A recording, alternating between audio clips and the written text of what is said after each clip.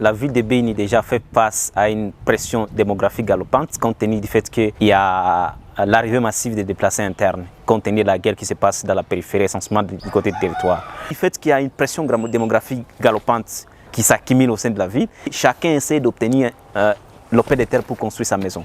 Et les gens ont construit donc en désordre. En construisant en désordre, ils n'ont pas respecté les normes de l'architecture. Du point de vue du réchauffement climatique, la saison culturelle n'est plus vraiment respectée.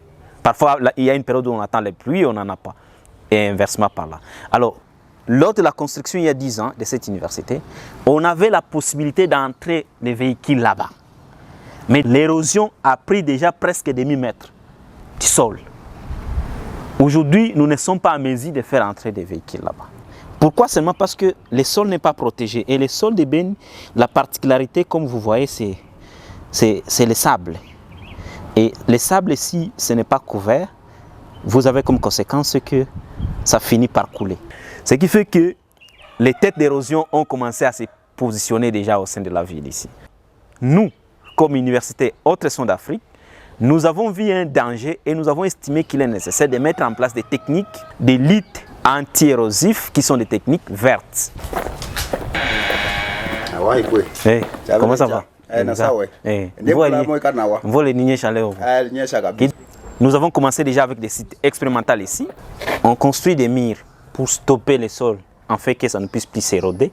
Et au même moment, nous plantons des choux pour que les communautés elles-mêmes puissent s'en approprier.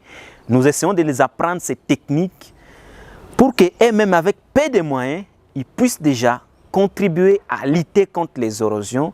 Ce qui fait que nous avons sensibilisé aujourd'hui 100 ménages. Chaque matin et soir, on maille. Ok. On a arrosé mzuri, tia ndani mumea. Donc na chou ndani. Les tournesols ici, ce que M. Kasserek est en train de me dire, ça permet déjà d'améliorer la qualité de l'air chez lui, parce que lui aussi, il fait partie de nos bénéficiaires qui ont bénéficié de cette formation. Mais il a aussi planté des choux. Et ça, il va vendre dans quelques semaines, il aura aussi de l'argent. C'est sur ces deux méthodes-là expérimentales que nous sommes en train de travailler. La lutte contre le réchauffement climatique, avant tout, c'est l'affaire de tous. Il faut que les jeunes, les femmes puissent s'en approprier. Si nous tous nous impliquons, alors nous pouvons arriver effectivement à stopper les effets néfastes du réchauffement climatique à travers le monde.